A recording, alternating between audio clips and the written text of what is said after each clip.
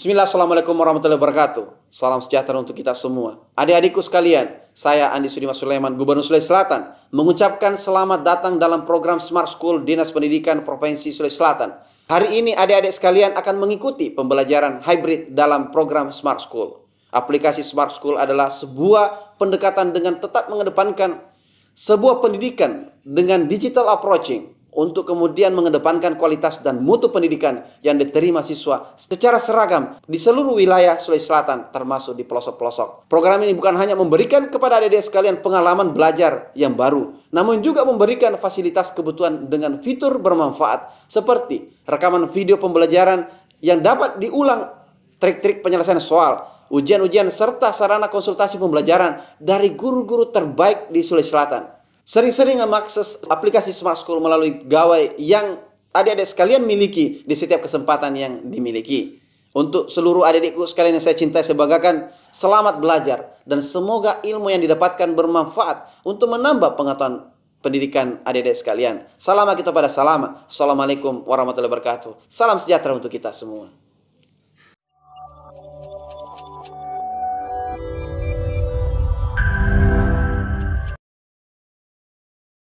Bismillah, Assalamualaikum warahmatullahi wabarakatuh. Alhamdulillah, senang sekali bisa bertemu kembali dengan Ananda Generasi Semar. Saya Subandi Latif, Guru Geografi, Generasi Semar, berkarakter cerdaski.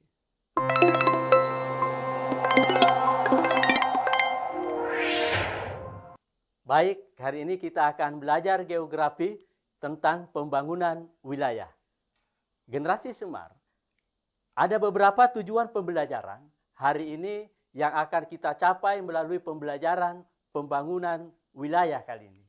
Yang pertama, Generasi Semar diharap mampu menganalisis pembangunan berbasis wilayah. Yang kedua, Generasi Semar diharap mampu menghitung daya dukung wilayah untuk perencanaan pembangunan. Dan yang ketiga, nantinya Generasi Semar diharap setelah pembelajaran ini kalian bisa menganalisis wilayah pembangunan di Indonesia. Kita mulai dengan yang pertama, Generasi Semar, tentang pembangunan wilayah. Nah, Generasi Semar, kita sudah mengetahui bahwa baik di desa maupun di kota, di beberapa wilayah di negara kita, itu sudah berlangsung pembangunan wilayah. Seperti yang kita lihat dalam gambar berikut ini. Nah, di pedesaan itu sudah terbangun pembangunan teknologi pedesaan di dalam membangun kegiatan-kegiatan pertanian yang ada di desa. Seperti yang kita lihat di sini. Ini salah satu contoh daripada akibat dari pembangunan wilayah. Demikian pula Generasi Semar, kalau kita lihat di wilayah perkotaan. Di wilayah perkotaan juga berlangsung pembangunan wilayah yang seperti kita lihat pada gambar berikut ini. Nah, ini semua berkat dilaksanakannya pembangunan wilayah di setiap tempat di negara kita. Nah, inilah Generasi Semar. Pembelajaran kita kali ini kita akan melihat bagaimana sih pembangunan wilayah di negara kita saat ini. Nah, Generasi Semar yang pertama, kita akan memahami dulu apa itu makna pembangunan. Nah, kalau menurut Ginanjar Kartasasmita, pembangunan itu adalah suatu proses perubahan menuju arah yang lebih baik melalui upaya-upaya yang dilakukan dan secara terencana. Nah, ini yang dimaksud pembangunan menurut Profesor Ginanjar Kartasasmita. Berikutnya Generasi Semar, pembangunan nasional itu adalah upaya yang dilaksanakan oleh semua komponen bangsa dalam rangka mencapai tujuan bernegara. Nah, ini sesuai dengan Undang-Undang Nomor 24 Tahun 2004. Nah, Generasi Semar, sehingga kita melihat di berbagai wilayah di negara kita itu sudah berlangsung pembangunan. Nah, selanjutnya Generasi Semar, kita akan melihat pembangunan wilayah berikutnya. Ya. Pembangunan pada wilayah Indonesia itu berdasarkan potensi dan keunggulan daerah serta lokasi geografisnya. Nah, ini perencanaan pembangunan yang dilaksanakan oleh negara kita. kementerian yang bertugas merencanakan pembangunan nasional namanya Kementerian Perencanaan Pembangunan Nasional. Nah, biasa disingkat dengan PPN. Atau lebih kalian kenal dengan nama Bappenas, ya, Badan Perencanaan Pembangunan Nasional. Nah, generasi Semar, selanjutnya kita akan melihat bagaimana sih itu pembangunan yang berbasis wilayah. Nah, kalau pembangunan berbasis wilayah, itu ada beberapa teori lokasi yang menyatakan letak dan persebaran sumber daya itu dipengaruhi oleh posisi geografi yang unik. Jadi kita akan melihat beberapa teori tentang bagaimana pembangunan yang berbasis wilayah. Nah, generasi Semar, penataan lokasi di seluruh kegiatan ekonomi dalam suatu ruang itu agar seluruh ruang itu dapat dimanfaatkan seoptimal mungkin. Nah, selanjutnya generasi Semar, kita akan melihat satu teori, yaitu teori lokasi industri. Teori ini didasarkan bagaimana dalam perencanaan pembangunan industri, penempatan lokasinya itu yang ideal atau yang sebaiknya itu dilakukan di mana. Nah, untuk teori lokasi industri ini, Alfred Weber itu berpendapat bahwa untuk lokasi industri yang tepat, yaitu dengan meminimalisir biaya yang menjadi dasar pemilihan lokasi. Jadi ingat, generasi Semar, kalau menurut Alfred Weber, untuk menentukan lokasi industri, yang pertama yang perlu diperhitungkan itu adalah bagaimana meminimalisir biaya, ya, mengefektifkan sedemikian sekecil mungkin dasar dari biaya pemilihan lokasi industri. Jadi menurut teori ini, lokasi industri itu sebaiknya di mana dengan biaya yang minimalisir. Ya. Nah, ada dua faktor utama menurut Alfred Weber, ya, untuk menentukan lokasi industri. Ya. Yang pertama generasi Semar, yaitu faktor regionalnya, ya, yaitu biaya produksi bergantung pada tempat, sehingga industri itu sebaiknya berada di tempat dengan biaya produksi yang paling rendah. Jadi ini menurut Alfred Weber, ya. Faktor pertama dalam penentuan lokasi industri, kita harus, ya, lihat faktor regionalnya, ya. Biaya produksinya itu bergantung pada tempat, sehingga industri itu berada di tempat dengan biaya yang paling rendah. Nah, kemudian yang kedua, faktor aglomerasinya. Ini juga yang perlu kita pertimbangkan di dalam pemilihan lokasi industri. Yang bagaimana itu generasi Semar faktor aglomerasinya? Yaitu apakah di wilayah tersebut ada sekolah, ada perbankan, ada rumah sakit, dan lain-lain. Ini akan mempengaruhi terjadinya pemusatan industri. Nah, ini menurut Alfred Weber. Nah, generasi Semar, ini ilustrasi gambar yang dibuat oleh Alfred Weber. Dalam penentuan lokasi industri, sebaiknya di mana, kita akan lihat 3 gambar berikut ini.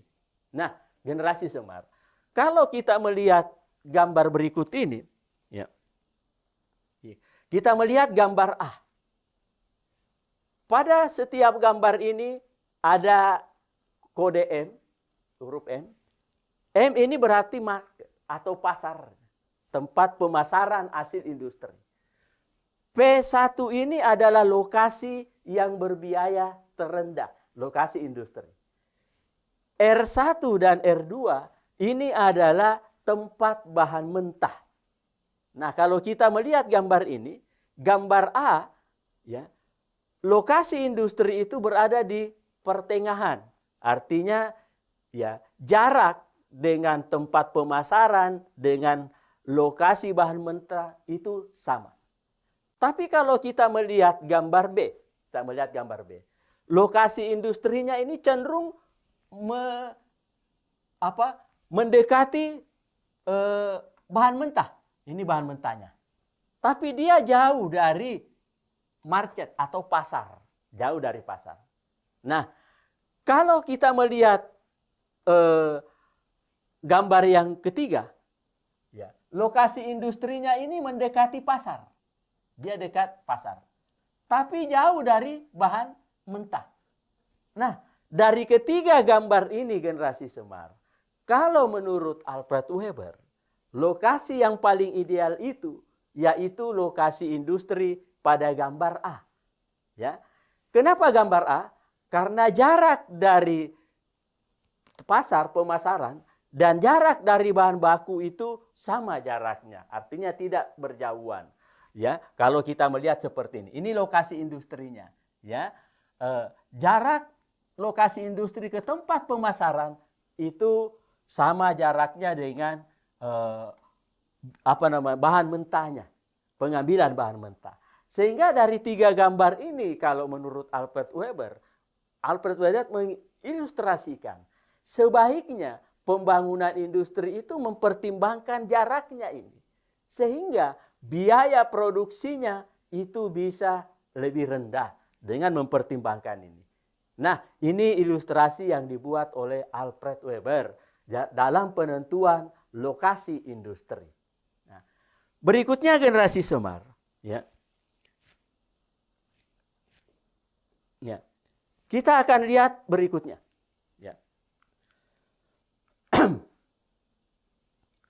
Teori yang kedua, yaitu teori tempat yang sentral. Ya. Ini menurut Walter Christaller. Ya. Tempat yang sentral ini menurut Walter Christaller, yaitu tempat yang merupakan lokasi yang senantiasa melayani berbagai kebutuhan penduduk dan terletak pada suatu tempat yang terpusat. Jadi tempat yang sentral menurut Walter Christaller, dia merupakan lokasi yang senantiasa melayani berbagai kebutuhan penduduk dan dia terletak pada suatu tempat yang terpusat. Ya. Nah, ada dua yang mempengaruhi dua konsep dasar dalam teori tempat yang sentral ini menurut Walter Christaller. Yang pertama itu adalah range-nya atau jangkauannya. Ya. Jangkauan ini yakni jarak yang harus ditempuh seseorang untuk mendapatkan barang kebutuhannya. Nah, sama juga tadi dengan teori yang pertama ya. Jadi range ini jangkauan jarak harus diperhatikan. Yang kedua kalau menurut Walter Christaller, yaitu threshold-nya, yaitu ambangnya. Ya. Jumlah populasi penduduk minimum yang dibutuhkan agar persediaan barang dan jasa itu bisa berjalan lancar. Jadi ada dua yang mendasari teori tempat yang sentral kalau menurut Walter Christaller. Yang pertama tadi range-nya atau jangkauannya, jaraknya yang harus ditempuh. Yang kedua threshold-nya, ambangnya, yaitu jumlah populasi penduduk minimum yang dibutuhkan agar persediaan barang dan jasa bisa berjalan lancar. Dari dua pertimbangan konsep dasar ini menurut Walter Christaller, maka generasi Semar, Walter Christaller itu membuat 3 jenis hierarki tempat yang sentral. Ya, jadi menurut Walter Christaller ada 3 hierarki tempat yang sentral. Nah, ini berdasarkan pasar optimum yang selalu menyediakan barang dan jasa bagi daerah sekitarnya. Nah, kita lihat ya, hierarki yang pertama. Ya, jadi hierarki yang pertama ini kalau kita melihat generasi Semar, dia berdasarkan persegi 6 yang dibuat atau heksagonal yang dibuat oleh Walter Christaller untuk menentukan apakah wilayah itu berhierarki K3, K4 atau K7. Ya, jadi ada 3 jenis hierarki yang dibuat oleh Walter Christaller yaitu K3, K4 dan K7. Nah, kita mulai dengan hierarki yang K3. Ya. Hierarki K3 ini menurut Walter Christaller, dia merupakan pasar yang optimal. Jadi, wilayah yang dikatakan K3 ini selalu menyediakan barang dan jasa bagi daerah sekitarnya. Ya. Nah, wilayah tersebut selain bisa memengaruhi wilayahnya sendiri, juga mempengaruhi sepertiga bagian dari setiap wilayah tetangganya.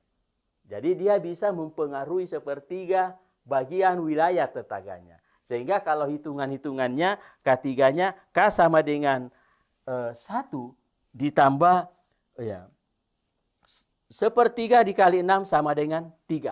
Nah, sehingga kalau kita melihat gambarnya seperti ini generasi Semar. Nah, ini merupakan pusat K3 menurut Walter Christaller. Ya. Daerah K3 ini itu merupakan pasar yang optimal, selalu menyediakan barang dan jasa. Artinya dia bisa mempengaruhi, ini wilayah lain di sekitarnya, dia bisa mempengaruhi sepertiganya wilayah lain. Ya, ini sepertiganya wilayah lain itu bisa dia pengaruhi. Ya, menurut Walter Christaller. Sehingga daerah yang K3 ini, yang berhierarki K3 ini, itu disebut daerah yang merupakan pasar optimal. Karena dia selalu menyediakan barang dan jasa untuk daerah sekitarnya. Sehingga dia bisa mempengaruhi sepertiga wilayah daerah di sekitarnya. Sehingga menurut Walter Christaller ini merupakan daerah yang berhierarki K3. Nah, itu generasi Semar. Selanjutnya kita melihat berikutnya, ya, hierarki K4. Menurut ya Walter Christaller. Nah, apa itu hierarki K4 generasi Semar? Yaitu tempat yang disebut dengan situasi lalu lintas yang optimum. Ya. Nah, ini wilayah yang punya transportasi yang baik. Ya. Tempat yang sentral ini menurut Walter Christaller yang K4 ini, tempat yang di samping bisa memenuhi wilayahnya sendiri, ya, dia juga bisa mempengaruhi setengah wilayah bagian di sekitarnya. Jadi kalau tadi K3 sepertiganya, K4 ini dia bisa mempengaruhi setengah wilayah yang ada di sekitarnya atau tetangganya. Sehingga kalau kita melihat ya gambar yang berhierarki K4 ini, kita melihat ini merupakan wilayah K4. Ya. Wilayah K4 menurut Walter Christaller, tempat yang sentral ini adalah wilayah yang situasi lalu lintasnya optimum. Artinya jaringan transportasinya baik. Ya. Sehingga dia bisa mempengaruhi setengah wilayah bagian di sekitarnya. Nah, ini setengah wilayah sekitarnya ini dia bisa mempengaruhi. Ya. Ya. Jadi semua wilayah yang ada di sekitarnya dia bisa pengaruhi. Sehingga menurut Walter Christaller, wilayah yang tersebut itu disebut dengan wilayah yang berhierarki K4. Karena dia merupakan wilayah dengan situasi lalu lintas yang optimum, artinya jaringan transportasinya lancar, sehingga dia bisa mempengaruhi setengah dari wilayah yang ada di sekitarnya. Nah, ini disebut dengan wilayah berhierarki K4. Nah, selanjutnya generasi Semar, kita akan melihat wilayah yang berhierarki K7. Nah, ini wilayah dengan situasi administrasi yang optimum. Artinya, wilayah K7 ini adalah wilayah yang memiliki kemampuan administrasi yang optimum.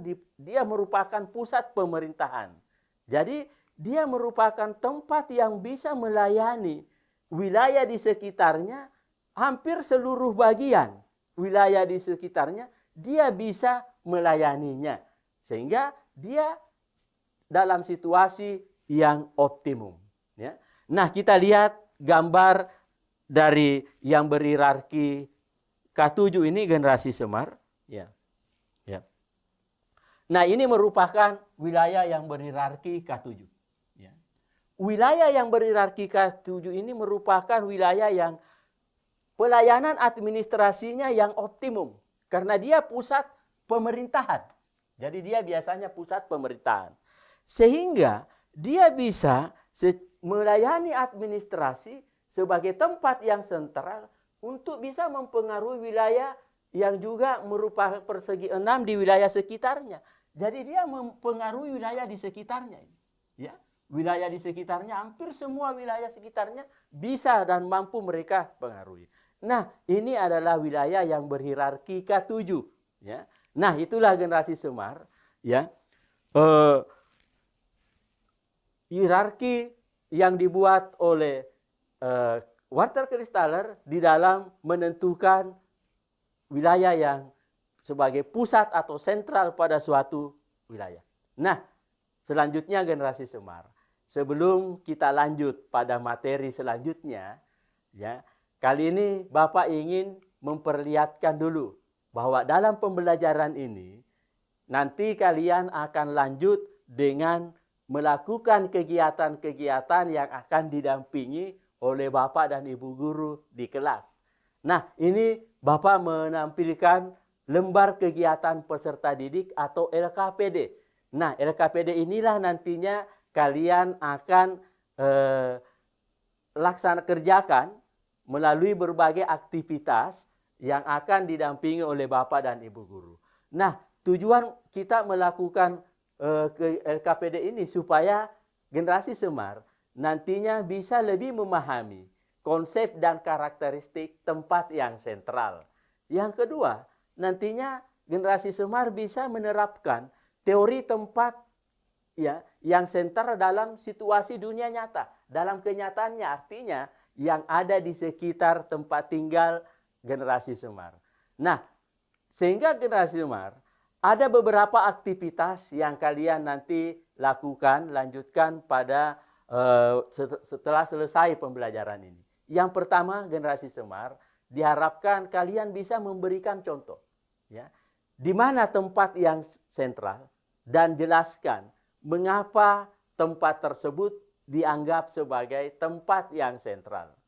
Yang kedua generasi Semar, aktivitas kedua yaitu kalian diharap bisa memilih salah satu kota besar, ya, kemudian diskusikan apa aktivitas ekonominya, transportasinya, aksesibilitasnya, dan pertimbangan geografis lainnya yang menjadikan kota tersebut sebagai kota sentral.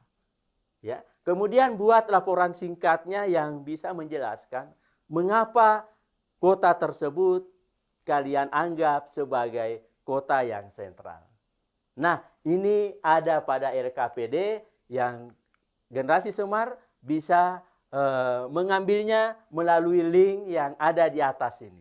Nah, ini ada linknya, kalian bisa mengambil link tersebut, kemudian atau barcode-nya. Ini ada barcode-nya, kalian tinggal memfotonya melalui HP-nya di Google Foto, kalian foto, kemudian akan muncul ya LKPD yang kalian generasi Semar nanti akan kerjakan berbagai aktivitas ya di dalam pembelajaran kita kali ini yang akan didampingi oleh Bapak dan Ibu guru.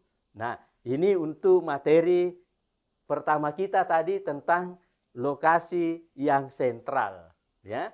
Nah, selanjutnya generasi Semar, kita akan lanjutkan pelajaran kita ya. Kita akan menganalisis ya daya dukung wilayah ya untuk perencanaan pembangunan ya. Untuk menganalisis daya dukung wilayah dalam perencanaan pembangunan, ada beberapa teori juga yang biasa digunakan oleh para ahli. Yang pertama itu ya daya dukung lahan pertanian ya. Daya dukung lahan pertanian ini adalah bagaimana kemampuan lahan untuk menghasilkan tanaman pangan agar manusia dapat hidup layak. Nah, ini salah satu teori yang bisa dipakai untuk perencanaan pembangunan. Dengan melihat bagaimana daya dukung lahan pertanian sesuatu wilayah. Nah, dapat dihitung dengan rumus sebagai berikut. Ya.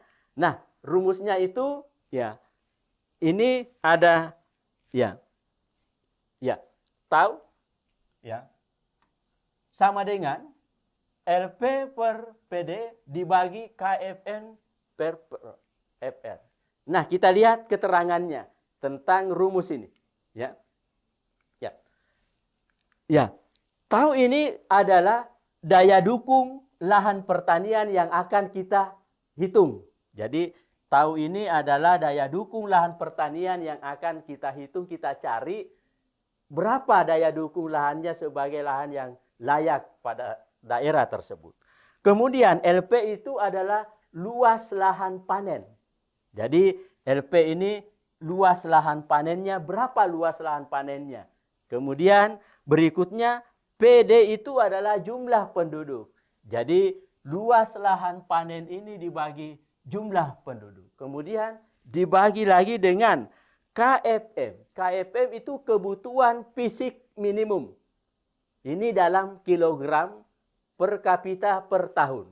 Jadi KFM ini adalah kebutuhan fisik minimum. Yang ini ya.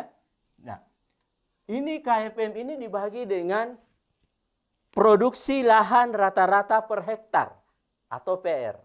Ya, produksi lahan rata-rata per hektar ini dalam kilogram per hektar. Nah, ini rumusnya dalam menghitung daya dukung lahan pertanian. Jadi saya ulangi generasi Semar, ya. Tahu itu sama dengan, ya. Itu tahu adalah daya dukung lahan pertanian, ya. Daya dukung lahan pertanian ini bisa kita dapatkan dengan cara, ya, luas lahan panen dibagi berapa jumlah penduduknya. Kemudian dibagi dengan kebutuhan fisik minimumnya per produksi lahan rata-rata per hektar. Nah, generasi Semar, kita coba hitung ya. Ya. Menggunakan rumus ini kita akan mencoba menghitungnya ya untuk mengetahui bagaimana ya daya dukung lahan pertanian suatu wilayah. Ya. Kita coba hitung ya. Nah, sebelum kita menghitung generasi Semar, daya dukung lahan pertanian itu dikelompokkan dalam 3 klasifikasi. Ya. Jika nantinya hasil hitungan kita nilai tahu itu lebih besar dari 1, maka daya dukung lahan pertaniannya tinggi. Ya. Kemudian, jika nanti hasil perhitungan kita tahunya itu sama dengan 1, maka daya dukung lahan pertaniannya optimal. Yang ketiga generasi Semar, jika nanti hasil perhitungan kita tahunya itu kurang dari 1, maka daya dukung lahan pertaniannya rendah. Nah, ini nanti akan kita pakai untuk mengambil kesimpulan. Setelah kita menghitung, kita ambil kesimpulan. Wilayah itu daya dukung lahan pertaniannya tinggikah, optimalkah, atau rendah. Nanti kita ambil kesimpulan dengan melihat yang ini. Ya. Nah, sekarang kita coba menghitungnya generasi Semar. Ini contoh soal. Ya. Penduduk di suatu wilayah berjumlah 10.000 jiwa. Ya. Kebutuhan fisik minimumnya sebesar 75 kilogram per kapita per tahun. Luas lahan panen yang ada sebesar 500 hektar dengan produksi lahan rata-rata per hektar itu sebesar 2,5 ton. Berapa daya dukung lahan pertanian wilayah tersebut? Ini yang ditanyakan. Nah, apakah 1,7 dan seterusnya? Nah, sekarang kita coba menghitungnya generasi Semar. Ini ada 5 pilihan. Kita coba menghitungnya. Kita jawab ya. Nah, kita masukkan tadi rumusnya. Tahu sama dengan LP per PD KFM per. Nah, kita lihat. Ya. Tadi ya melalui soal ini kita melihat ya LP-nya itu adalah 500. Ya. Ya, 500 ya. Nah, di sini kemudian ya jumlah penduduknya 10.000 jiwa. Ya, jumlah penduduknya 10.000 jiwa. Yang ini. Ya. Ya. Kemudian selanjutnya generasi Semar. Kita lihat dibagi dengan KFM-nya. Kebutuhan fisik minimumnya sebesar 75. Ini 75, ya. Kemudian dibagi dengan produksinya rata-rata per hektar. Ya 2,5 ton. Ini 2.500. Nah, dengan hasil ini generasi Semar, kita coba menghitung, ya. Nah, ternyata 500 dibagi 10.000 itu 0,05. Kemudian 75 dibagi 2.500 0,03. Nah, kita coba bagi kembali ini. Nah, sehingga kita dapat hasilnya adalah 1,7. Nah, ini hasil perhitungan kita. Sehingga generasi Semar, berdasarkan hasil itu kita bisa melihat, menyimpulkan, berdasarkan pilihan soal yang ada, itu 1,7 daya dukung lahan pertaniannya rendah. Ya. Nah, ini contoh soal yang pertama generasi Semar. Berikutnya kita melihat berikutnya daya dukung lahan permukiman. Kalau tadi generasi Semar kita menghitung daya dukung lahan pertanian, nah sekarang kita akan menghitung daya dukung lahan permukiman. Jadi salah satu parameter juga untuk menentukan lokasi suatu wilayah di samping daya dukung pertaniannya, yang kedua itu kita lihat daya dukung lahan permukimannya. Daya dukung lahan pemukiman ini kemampuan suatu wilayah untuk menyediakan lahan, yang dapat menampung jumlah penduduk tertentu untuk bertempat tinggal secara layak. Jadi kita akan melihat berapa kemampuan daya dukung pemukiman suatu wilayah supaya masyarakat bisa tinggal secara layak. Nah, untuk menghitungnya itu kita menggunakan rumus sebagai berikut. Nah, rumus ini keterangannya seperti ini, DPM itu adalah daya dukung pemukiman. DPM ini daya dukung pemukiman. Ini yang akan kita cari, Sama dengan LPM itu luas lahan yang layak untuk pemukiman. Jadi LPM itu luas lahan yang layak untuk pemukiman. Dibagi dengan jumlah penduduk. Kemudian dibagi dengan alfa atau koefisien luas kebutuhan ruang per kapita. Jadi alfa ini sama dengan koefisien luas kebutuhan ruang per kapita. Nah, ini rumusnya generasi Semar. Kita coba menghitung Nah, sebelum kita menghitung luas lahan yang layak untuk pemukiman, kita hitung dulu LPM-nya. LPM ini sama dengan luas wilayah itu bisa kita dapatkan dengan mengurangi luas kawasan lindung ditambah luas kawasan rawan bencana. Jadi untuk menentukan LPM-nya ini, luas lahan yang layak untuk pemukiman, kita hitung dulu luas wilayahnya suatu wilayah. Untuk mengetahui luas wilayah suatu wilayah, kita melihat dulu ini, luas kawasan lindungnya berapa. Ditambah luas kawasan rawan bencana, karena ini menjadi pengurang. Nah, jika DPM-nya nanti lebih besar dari 1, maka daya dukung lahan pemukimannya tinggi. Yang kedua, jika DPPM-nya nanti sama dengan 1, maka daya dukung lahan pemukimannya optimal. Yang ketiga, jika DPPM-nya nanti kurang dari 1, maka daya dukung lahan pemukimannya rendah.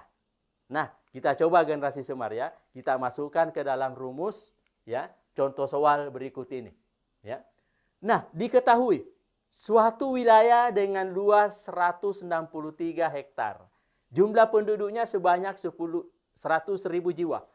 Koefisien luas kebutuhan ruang per kapita sebesar 133 meter kubik per kapita.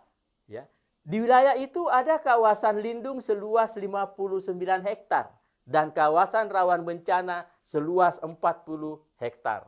Nah, generasi Semar yang ditanyakan, hitunglah daya dukung pemukiman wilayah tersebut. Nah, terlebih dahulu generasi Semar kita harus mengetahui luas lahan yang layak untuk pemukiman. Nah, sehingga generasi Semar kita hitung dulu yang ini LPM-nya. Sama dengan LW dikurang LKL tambah LKRB. Tadi LPM-nya luas wilayahnya 163 hektar. Dikurang luas kawasan lindungnya 59 hektar ditambah luas kawasan rawan bencana 40 hektar. Maka hasilnya kita dapat LPM-nya ini 64 hektar. Jadi LPM-nya 64 hektar, atau 640.000 meter. Ya. Setelah mengetahui luas lahan yang layak untuk pemukiman, selanjutnya kita hitung daya dukung pemukiman wilayahnya. Jadi kita hitung dulu LPM-nya, kemudian kita hitung luas daya dukung lahan pemukimannya.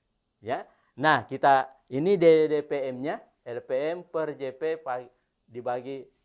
Nah, tadi ya LPM-nya 640.000, ya, dibagi jumlah penduduk 100.000, ya. Kemudian ya alfanya itu 133. Maka kita dapatkan hasil 0,48. Ya. Nah, ini menunjukkan 0,48 ini di bawah 1 ya. Maka wilayah ini menunjukkan daya dukung wilayah ini untuk pemukiman rendah karena di bawah angka 1. Berarti tidak mampu untuk menampung penduduk yang bermukim. Ya. Maka wilayah ini kalau kita melihat daya dukung permukimannya itu tidak mendukung. Nah, inilah cara Generasi Semar untuk mengetahui bagaimana daya dukung pertanian dan daya dukung pemukiman terhadap suatu wilayah. Ya. Nah, selanjutnya Generasi Semar, kita akan melihat bagaimana wilayah pembangunan di Indonesia. Ya. Generasi Semar, di negara kita, dalam perencanaan pembangunan, itu didasarkan pada potensi dan keunggulan daerah. Serta bagaimana lokasi geografisnya setiap wilayah. Sehingga ada 6 wilayah pembangunan di negara kita. Ya. 6 wilayah pembangunan di negara kita itu seperti kita melihat peta berikut ini. Ya. Nah, wilayah pembangunan pertama itu ada di Pulau Sumatera, kemudian yang kedua Jawa, kemudian yang ketiga Kalimantan, yang keempat Sulawesi, yang kelima Bali dan Nusa Tenggara, yang keenam Maluku dan Papua. Nah, kita akan melihat satu persatu ya, 6 wilayah pembangunan di negara kita dalam perencanaan pembangunan. Ya. Yang pertama, wilayah pembangunan Pulau Sumatera. Ya. Di wilayah pembangunan Pulau Sumatera, tema pembangunannya itu sentra produksi dan pengolahan hasil bumi dan lumbung energi. Nah, ini dikarenakan Generasi Semar, ya, bahwa Pulau Sumatera ini merupakan ya pulau yang memiliki ya sumber daya alam berupa bahan tambang dan hasil bumi pertanian yang dominan. Sehingga di daerah ini, di Pulau Sumatera, sentra produksinya itu pengolahan hasil bumi dan lumbung energi. Nah, ini di Pulau Sumatera, wilayah pembangunan 1. Kemudian kita lihat lagi pada pulau berikutnya, pembangunan wilayah di Pulau Jawa dan Bali.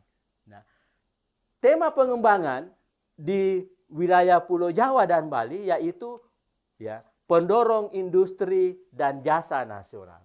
Dari di Pulau Jawa dan Bali ini sebagai tema pengembangannya yaitu pendorong industri dan jasa nasional.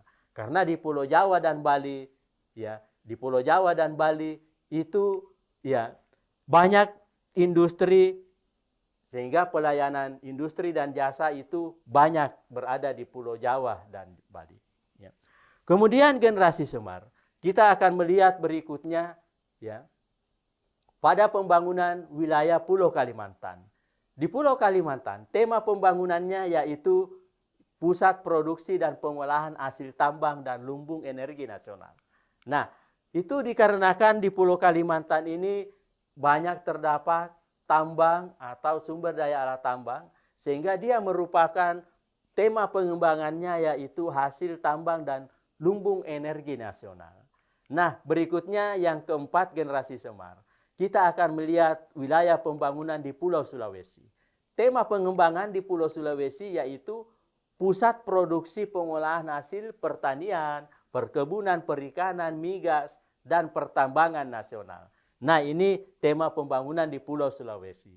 Karena di Pulau Sulawesi itu pusat produksi hasil pertanian, perkebunan, perikanan, migas, atau pertambangan nasional.